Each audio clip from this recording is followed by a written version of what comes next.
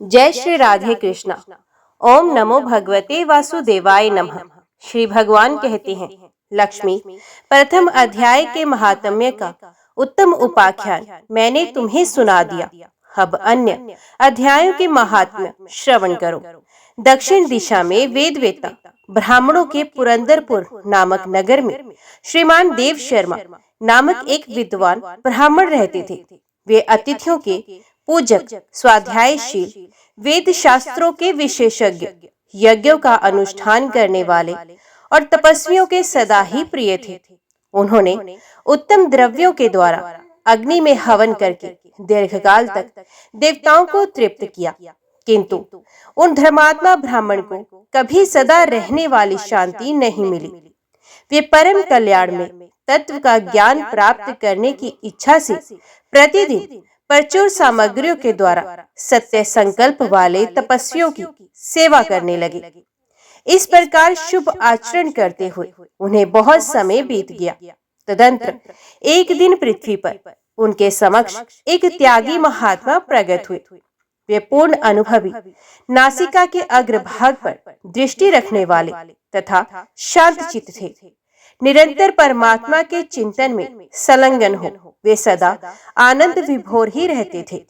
देव शर्मा ने उन्हें नित्य संतुष्ट तपस्वी को शुद्ध भाव से प्रणाम किया और पूछा, महात्मन, मुझे शांतिमय स्थिति कैसे प्राप्त होगी? तब उन आत्मज्ञानी संत ने देव शर्मा को सोपुर ग्राम के निवासी मित्रवान का, जो बकरियों का चरवाहा था, परिचय दिया और कहा, वही तुम्हें उपदेश देगा। ये सुनकर देव शर्मा ने महात्मा के चरणों की वंदना की और समृद्धिशाली सोपुर ग्राम में पहुंचकर उसके उत्तर भाग में एक विशाल वन देखा। उसी वन में नदी के किनारे एक शिला पर मित्रवान बैठा था। उसके नेत्र आनंद तिरेक से निश्चल हो रहे थे। वे अपलक दृष्टि से देख रहा था। वे स्थान आपस का स्वाभाविक वैर छोड़कर एकत्रित हुए परस्पर विरोधी जंतुओं से घिरा था। वहां उद्यान में मंद मंद वायु चल रही थी।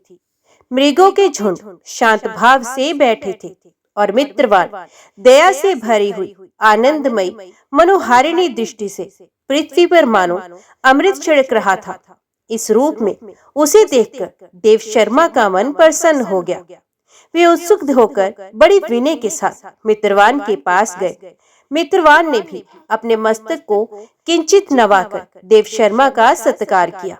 तदंतर विद्वान देव शर्मा अनन्य चित्त से मित्रवान के समीप गए और जब उसके ध्यान का समय समाप्त हो गया, उस समय उन्होंने अपने मन की बात पूछी, महाभाग, मैं आत्मा का ज्ञान प्राप्त करना चाहता हूँ। मेरे इस मनोरथ की पूर्ति के लिए मुझे किसी ऐसे उपाय का उपदेश कीजिए जिसके द्वारा सिद्धि प्राप्त हो चुकी हो। देव शर्मा की बात सुनकर मित्रवान ने एक क्षण तक कुछ विचार किया। उसके बाद इस प्रकार कहा, विद्वन, एक समय की बात है, मैं वन के भीतर बकरियों की रक्षा कर रहा था। इतने में ही एक भयंकर व्याघ्र पर मेरी दृष्टि पड़ी, जो मानो सबको ग्रस लेना चाहता था। मैं मृत्यु से डरता था, इसलिए व्याघ्र को आते देख बकरियों के झुंड को आगे करके वहां से भाग चला। किंतु एक बकरी तुरंत ही सारा भय छोड़कर नदी के किनारे उस बाघ के पास बेरोक टोक चली गई। फिर तो व्याघ्र भी द्वेष छोड़कर चुपचाप खड़ा हो गया। उसे इस अवस्था में देखकर बकरी बोली, व्याघ्र, तुम्हें तो अभिष्ट भोजन प्राप्त हुआ है। मेरे शरीर से मांस निकालकर प्रेम पूर्वक खाओ ना।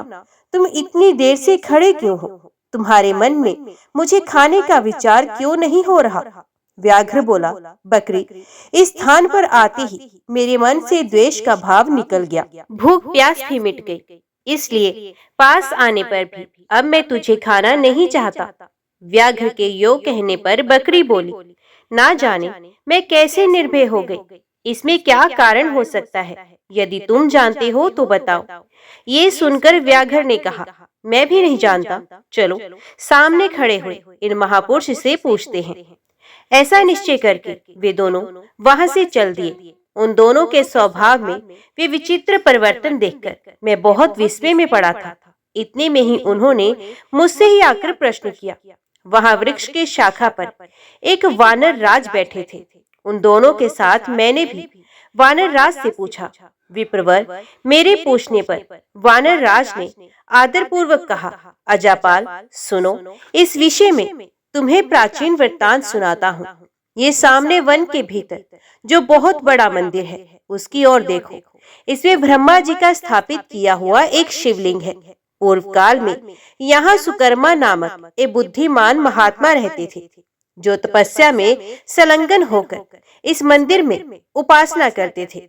वे वन में से फूलों का संग्रह कर लाते और नदी के जल से पूजनीय भगवान शंकर को स्नान कराकर उन्हीं से उनकी पूजा किया करते थे। इस प्रकार आराधना का कार्य करते हुए सुकर्मा यहाँ निवास करते थे। बहुत समय के बाद उनके समीप किसी अतिथि का आगमन हुआ। सुकर्मा ने भोजन के लिए फल लाकर अतिथि को अर्पण किया और कहा, विद्वान, मैं केवल तत्व ज्ञान की इच्छा से भगवान शंकर की आराधना करता हूँ।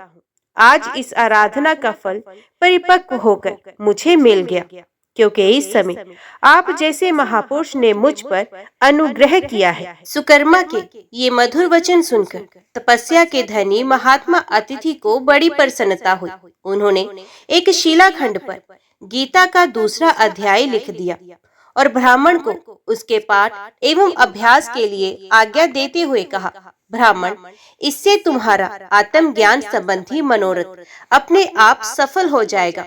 यूं कहकर वे बुद्धिमान तपस्वी सुकर्मा के सामने ही उनके देखते देखते अंतर ध्यान हो गए। सुकर्मा विस्मित होकर उनके आदेश के अनुसार निरंतर गीता के द्वितीय अध्याय का अभ्यास करने लगा। तदंतर दीर्घ काल के पश्चात अंतकरण शुद्ध होकर उन्हें आत्मज्ञान की प्राप्ति हुई। वे जहाँ जहाँ गए वहाँ वहाँ का तपोवन शांत हो गया। उनमें शीत उष्ण और राग द्वेष आदि की बाधाएं दूर हो गई। इतना ही नहीं, उन स्थानों में भूख प्यास का कष्ट भी जाता रहा तथा भय का सर्वथा अभाव हो गया। ये सब द्वितीय अध्याय का जप करने वाले सुकर्मा ब्राह्मण की तपस्या का ही प्रभाव समझो। मित्रवान कहता है, वानर राज के यूं कहने पर मैं प्रसन्नता पूर्वक बकरी और बाघ के साथ उस मंदिर की ओर गया। वहां जाकर शिलाखंड पर लिखे हुए गीता के द्वितीय अध्याय को मैंने देखा और पढ़ा। उसी की आवर्ती करने से मैंने तपस्या का पार पा लिया है। अतः भद्र पुरुष, तुम भी सदा द्वितीय अध्याय की ही आवर्ती किया करो। ऐसा करने पर मुक्ति तुमसे दूर नहीं रहेगी। श्री भगवान कहते हैं, प्रिय मित्रवान के इस प्रकार आदेश देने पर देव शर्मा ने उसका पूजन किया और उसे प्रणाम करके पुरंदरपुर की राह ली। वहां किसी देवालय में पूर्वोक्त आत्मज्ञानी महात्मा को पाकर उन्होंने ये सारा वृत्तांत निवेदन किया और सबसे पहले उन्हीं से द्वितीय अध्याय को पढ़ा। उनसे उपदेश पाकर शुद्ध अंतकरण वाले देव शर्मा प्रतिदिन बड़ी श्रद्धा के साथ द्वितीय अध्याय का पाठ करने लगे। तब से उन्होंने प्रशंसा के योग्य परम पद को प्राप्त कर लिया। लक्ष्मी, ये द्वितीय अध्याय का उपाख्यान कहा गया। जय श्री राधे कृष्ण। ओम नमो भगवते वासुदेवाय नमः। अभी श्रवण कीजिए श्रीमद् भागवत गीता का दूसरा अध्याय। ओम नमो भगवते वासुदेवाय नमः। संजय बोले कि पूर्वोक्त प्रकार से करुणा करके व्याप्त और आंसुओं से पूर्ण तथा व्याकुल नेत्रों वाले शोक युक्त उस अर्जुन के प्रति भगवान मधुसूदन ने ये वचन कहा, हे अर्जुन, तुमको इस विशेष स्थल में ये अज्ञान किस हेतु से प्राप्त हुआ? क्योंकि ये ना तो श्रेष्ठ पुरुषों से आचरण किया गया है, न स्वर्ग को देने वाला है, न कीर्ति को करने वाला है। इसलिए हे अर्जुन, नपुंसकता को मत प्राप्त हो, ये तेरे योग्य नहीं है। हे प्रथम, तुच्छ हृदय की दुर्बलता को त्याग कर युद्ध के लिए खड़ा हो। तब अर्जुन बोले कि हे मधुसूदन, मैं रणभूमि में भीष्म पितामह और द्रोणाचार्य के प्रति किस प्रकार बाणों से युद्ध करूंगा, क्योंकि हे अरिसूदन, वे दोनों ही पूजनीय हैं। इसलिए इन महानुभाव गुरुजनों को ना मारकर इस लोक में भिक्षा का अन्न भी भोगना कल्याणकारक समझता हूँ। क्योंकि गुरुजनों को मारकर भी इस लोक में रुधिर से सने हुए अर्थ और कामरूप भोगों को ही तो भोगूंगा। और हम लोग ये भी नहीं जानते कि हमारे लिए क्या करना श्रेष्ठ है, अथवा ये भी नहीं जानते कि हम जीतेंगे या हमको वे जीतेंगे। और जिनको मारकर हम जीना भी नहीं चाहते, वे ही धृतराष्ट्र के पुत्र हमारे सामने खड़े हैं। इसलिए कायरता रूप दोष करके उपहत हुए स्वभाव वाला और धर्म के विषय में मोहित चित हुआ मैं आपसे पूछता हूँ, जो कुछ निश्चय किया हुआ कल्याणकारक साधन हो, ये मेरे लिए कहिए, क्योंकि मैं आपका शिष्य हूँ। इसलिए आपके शरण हुए मेरे को शिक्षा दीजिए, क्योंकि भूमि में निष्कंटक धन धान्य संपन्न राज्य को और देवताओं के स्वामी पने को प्राप्त होकर भी मैं उस उपाय को नहीं देखता हूँ जो कि मेरी इंद्रियों के सुखाने वाले शोक को दूर कर सके। संजय बोले, हे राजन, निद्रा को जीतने वाले अर्जुन अंतर्यामी श्री कृष्ण महाराज के प्रति इस प्रकार कहकर फिर श्री गोविंद भगवान से युद्ध नहीं करूंगा ऐसे स्पष्ट कहकर चुप हो गए। उसके उपरांत, हे भरतवंशी धृतराष्ट्र, अंतर्यामी श्री कृष्ण महाराज ने दोनों सेनाओं के बीच में उस शोक युक्त अर्जुन को हंसते हुए से ये वचन कहे, हे अर्जुन, तू ना शोक करने योग्यों के लिए शोक करता है, ना पंडितों के से वचनों को कहता है, परंतु पंडित जन जिनके प्राण चले गए हैं उनके लिए और जिनके प्राण नहीं गए हैं उनके लिए भी शोक नहीं करते हैं, क्योंकि आत्मा नित्य है, इसलिए शोक करना अयुक्त है। वास्तव में ना तो ऐसा ही है कि मैं किसी काल में नहीं था, अथवा तू नहीं था, अथवा ये राजा लोग नहीं थे, ना ऐसा ही है कि इससे आगे हम सब नहीं रहेंगे, किंतु जैसे जीवात्मा की इस देह में कुमार, युवा और वृद्धावस्था होती है, वैसे ही अन्य शरीर की प्राप्ति होती है। उस विषय में धीर पुरुष नहीं मोहित होता है, अर्थात जैसे कुमार, युवा और जरावस्था रूप सुथूल शरीर का विकार अज्ञान से आत्मा में भासता है, वैसे ही एक शरीर से दूसरे शरीर को प्राप्त होने रूप सूक्ष्म शरीर का विकार भी अज्ञान से ही आत्मा में भासता है। इसलिए तत्व को जानने वाला और पुरुष इस विषय में नहीं मोहित होता है। हे कुंती पुत्र, सर्दी गर्मी और सुख दुख को देने वाले इंद्रियों और विषयों के संयोग तो क्षण भंगुर और अनित्य हैं। इसलिए हे भरतवंशी अर्जुन, उनको तू सहन कर, क्योंकि हे पुरुष श्रेष्ठ, दुख सुख को समान समझने वाले जिस धीर पुरुष को ये इंद्रियों के विषय व्याकुल नहीं कर सकते, वे मोक्ष के लिए योग्य होता है। और हे अर्जुन, असत्य वस्तु का तो अस्तित्व नहीं है और सत्य का अभाव नहीं है। इस प्रकार इन दोनों का ही तत्व ज्ञानी पुरुषों द्वारा देखा गया है। इस न्याय के अनुसार नाश रहे तो उसको जान कि जिससे ये संपूर्ण जगत व्याप्त है, क्योंकि इस अविनाशी का विनाश करने को कोई भी समर्थ नहीं है। और इस नाश रहित अप्रमेय नित्य स्वरूप जीवात्मा की ये सब शरीर नाशवान कहे गए हैं। इसलिए हे भरतवंशी अर्जुन, तू युद्ध कर।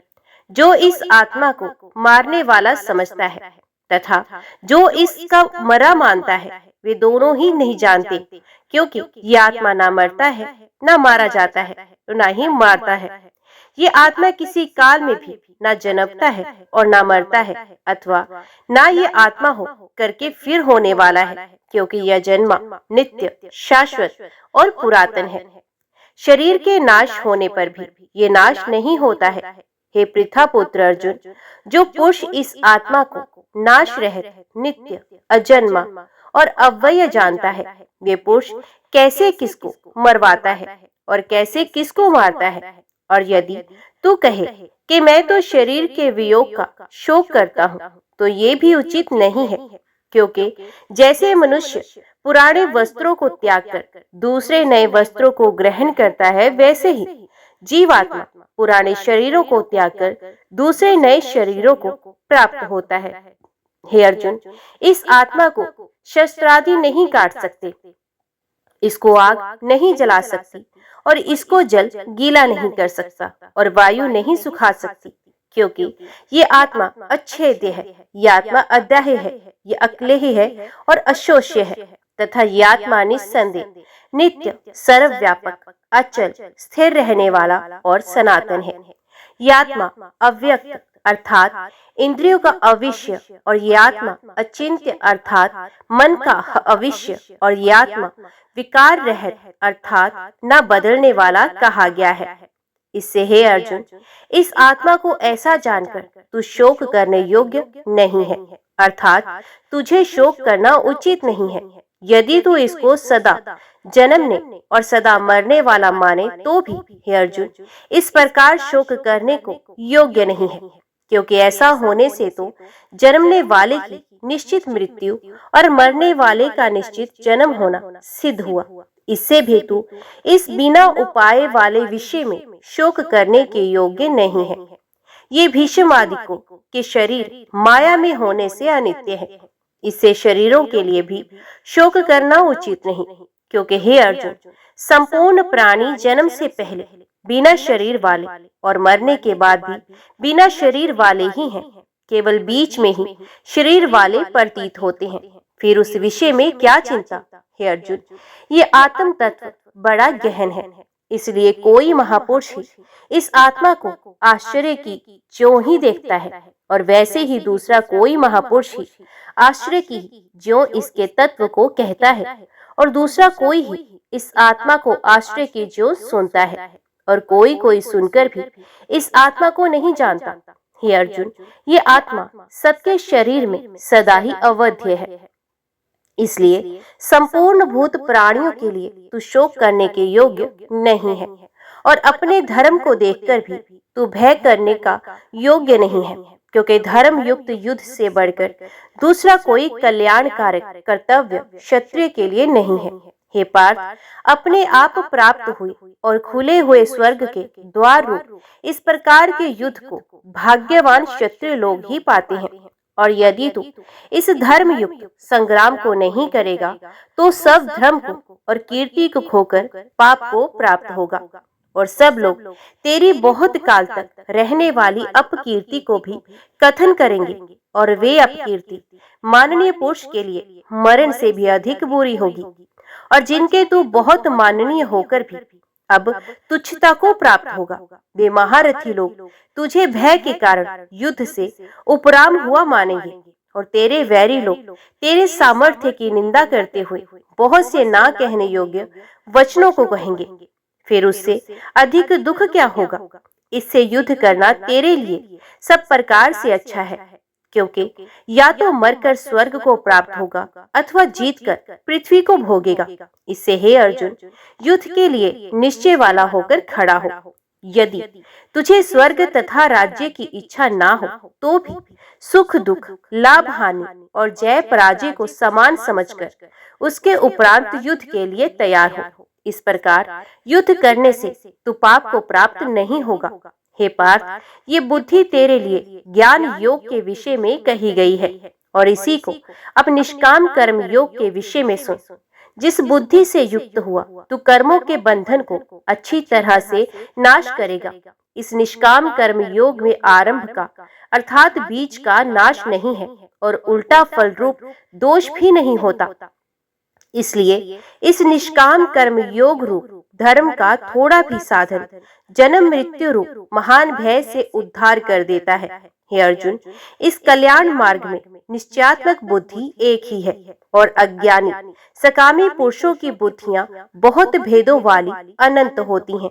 हे अर्जुन, जो सकामी पुरुष केवल फलश्रुति में प्रीति रखने वाले, स्वर्ग को ही परम श्रेष्ठ मानने वाले, इससे बढ़कर और कुछ नहीं है, ऐसे कहने वाले हैं, वे अविवेकी जन जन्म रूप कर्म फल को देने वाली और भोग तथा ऐश्वर्य की प्राप्ति के लिए बहुत सी क्रियाओं के विस्तार वाली इस प्रकार की जिस दिखाऊ शोभा युक्त वाणी को कहते हैं, उस वाणी द्वारा हरे हुए चित्त वाले तथा भोग और ऐश्वर्य में आसक्ति वाले उन पुरुषों के अंतकरण में निश्चयात्मक बुद्धि नहीं होती। हे अर्जुन, सब वेद तीनों गुणों के कार्य रूप संसार को विषय करने वाले अर्थात प्रकाश करने वाले हैं। इसलिए तू असंसारी अर्थात निष्कामी और सुख दुखादि द्वंद्वों से रहित, नित्य वस्तु में स्थित तथा योग क्षेम को ना चाहने वाला और आत्म परायण हो। क्योंकि मनुष्य का सब ओर से परिपूर्ण जलाशय के प्राप्त होने पर छोटे जलाशय में जितना प्रयोजन रहता है, अच्छी प्रकार ब्रह्म को जानने वाले ब्राह्मण का भी सब वेदों में उतना ही प्रयोजन रहता है। अर्थात जैसे बड़े जलाशय के प्राप्त हो जाने पर जल के लिए छोटे जलाशयों की आवश्यकता नहीं रहती, वैसे ही ब्रह्म आनंद की प्राप्ति होने पर आनंद के लिए वेदों की आवश्यकता नहीं रहती। इससे तेरा कर्म करने मात्र में भी अधिकार हो सकता है, फल में कभी नहीं। और तू कर्मों के फल की वासना वाला भी मत हो तथा तेरी कर्म ना करने में भी प्रीति न होवे। हे धनंजय, आसक्ति को त्याग कर तथा सिद्धि और असिद्धि में समान बुद्धि वाला होकर योग में स्थित हुआ कर्मों को कर। ये समत्व भाव ही योग नाम से कहा जाता है। इस समत्व रूप बुद्धि योग से सकाम कर्म अत्यंत तुच्छ है। इसलिए हे धनंजय, समत्व बुद्धि योग का आश्रय ग्रहण कर, क्योंकि फल की वासना वाले अत्यंत दीन है। समतम बुद्धि युक्त पुरुष पुण्य पाप दोनों को इस लोक में ही त्याग देता है, अर्थात उनसे लिपायमान नहीं होता। इससे समतम बुद्धि योग के लिए ही चेष्टा कर। ये समतम बुद्धि रूप योग ही कर्मों में चतुरता है, अर्थात कर्म बंधन से छूटने का उपाय है। क्योंकि बुद्धि योग युक्त ज्ञानी जन कर्मों से उत्पन्न होने वाले फल को त्याग कर जन्म रूप बंधन से छूटे हुए निर्दोष अर्थात अमृत में परम पद को प्राप्त होते हैं।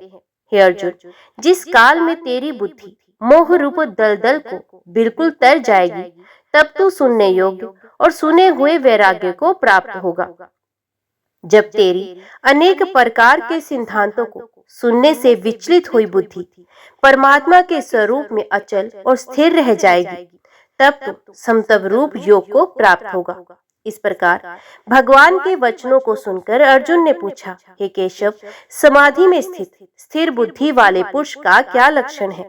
और स्थिर बुद्धि पुरुष कैसे बोलता है, कैसे बैठता है, कैसे चलता है? उसके उपरांत श्री कृष्ण महाराज बोले, हे अर्जुन, जिस काल में ये पुरुष मन में स्थित संपूर्ण कामनाओं का त्याग देता है, उस काल में आत्मा से ही आत्मा में संतुष्ट हुआ स्थिर बुद्धि वाला कहा जाता है। तथा दुखों की प्राप्ति में उद्वेग रहित और मन जिसका और सुखों की प्राप्ति में दूर हो गई है, सुप्रहा जिसकी तथा नष्ट हो गई है, राग भय और क्रोध जिसके, ऐसा मुनि स्थिर बुद्धि कहा जाता है। जो पुरुष सर्वत्र स्नेह रहित हुआ उन शुभ तथा अशुभ वस्तुओं को प्राप्त होकर न प्रसन्न होता है और न ही द्वेष करता है, उसकी बुद्धि स्थिर है। और कछुआ अपने अंगों को जैसे समेट लेता है, वैसे ही ये पुरुष जब सब ओर से अपनी इंद्रियों को इंद्रियों के विषयों में समेट लेता है, तब उसकी बुद्धि स्थिर होती है। यद्यपि इंद्रियों के द्वारा विषयों को ना ग्रहण करने वाले पुरुष के भी केवल विषय तो निर्वृत्त हो जाते हैं, परंतु राग नहीं निर्वृत्त होता।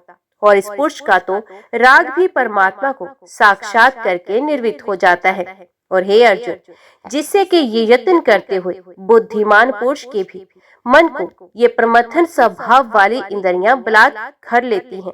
इसलिए मनुष्य को चाहिए कि उन संपूर्ण इंद्रियों को वश में करके समाहित चित्त हुआ मेरे प्राण स्थित होवे। क्योंकि जिस पुरुष की इंद्रियां वश में होती हैं, उसकी ही बुद्धि स्थिर होती है। हे अर्जुन, मन सहित इंद्रियों को वश में करके मेरे प्राण ना होने से मन के द्वारा विषयों का चिंतन होता है, और विषयों को चिंतन करने वाला पुरुष की उन विषयों में आसक्ति हो जाती है, और आसक्ति से उन विषयों की कामना उत्पन्न होती है, और कामना में विघ्न पड़ने से क्रोध उत्पन्न होता है। क्रोध से अविवेक अर्थात मूढ़ भाव उत्पन्न होता है, और अविवेक से स्मरण शक्ति भ्रमित हो जाती है, और स्मृति के भ्रमित हो जाने से बुद्धि अर्थात ज्ञान शक्ति का नाश हो जाता है। और बुद्धि के नाश होने से ये पुरुष अपने श्रेय साधन से गिर जाता है, परंतु स्वाधीन अंतकरण वाला पुरुष राग द्वेष से रहित अपने वश में की हुई इंद्रियों द्वारा विषयों को भोगता हुआ अंतकरण की प्रसन्नता अर्थात स्वच्छता को प्राप्त होता है। उस निर्मलता के होने पर इसके संपूर्ण दुखों का अभाव हो जाता है और उस प्रसन्नचित्त वाले पुरुष की बुद्धि शीघ्र ही अच्छी प्रकार स्थिर हो जाती है। हे अर्जुन, साधन रहित पुरुष के अंतकरण में श्रेष्ठ बुद्धि नहीं होती है और उस आयुक्त के अंतकरण में आस्तिक भाव भी नहीं होता है और बिना आस्तिक भाव वाले पुरुष को शांति भी नहीं होती। फिर शांति रहित पुरुष को सुख कैसे हो सकता है? क्योंकि जल में वायु नाव को जैसे हर लेता है, वैसे ही विषयों में विचरती हुई इंद्रियों के बीच में जिस इंद्रिय के साथ मन रहता है, वे एक ही इंद्रिय इस आयुक्त पुरुष की बुद्धि को हरण कर लेती है।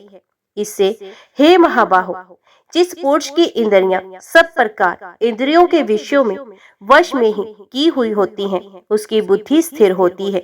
और हे अर्जुन, संपूर्ण भूत प्राणियों के लिए जो रात्रि है, उस नित्य शुद्ध बोध स्वरूप परमानंद में भगवत को प्राप्त हुआ योगी पुरुष जागता है और जिस नाशवान क्षण भंगुर सांसारिक सुख में सब भूत प्राणी जागते हैं, तत्व को जानने वाले मुनि के लिए वे रात्रि है।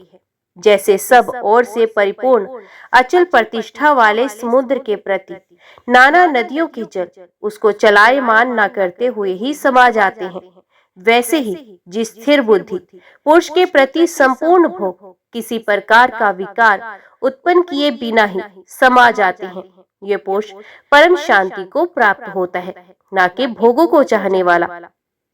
क्योंकि जो पुरुष संपूर्ण कामनाओं को त्याग कर ममता रहित और अहंकार रहित सप्रिया रहित हुआ बरतता है, वे शांति को प्राप्त होता है। हे अर्जुन, ये ब्रह्म को प्राप्त हुए पुरुष की स्थिति है। इसको प्राप्त होकर योगी कभी मोहित नहीं होता है और अंतकाल में भी इस निष्ठा में स्थित होकर ब्रह्मानंद को प्राप्त हो जाता है। जय श्री राधे कृष्ण। ओम नमो भगवते वासुदेवाय नमः। आज की वीडियो में इतना ही। उम्मीद करती हूँ वीडियो आपको पसंद आई होगी। वीडियो पसंद आई हो तो वीडियो को लाइक और चैनल को सब्सक्राइब जरूर कीजिएगा। जय श्री कृष्ण लिखकर कमेंट बॉक्स में अपनी हाजिरी और अपने सुझाव देना ना भूलिएगा। तो मिलते हैं अगली कथा अगले अध्याय के साथ। तब तक के लिए देखते व सुनते रहिए। जय मां कंजक, जय माता दी।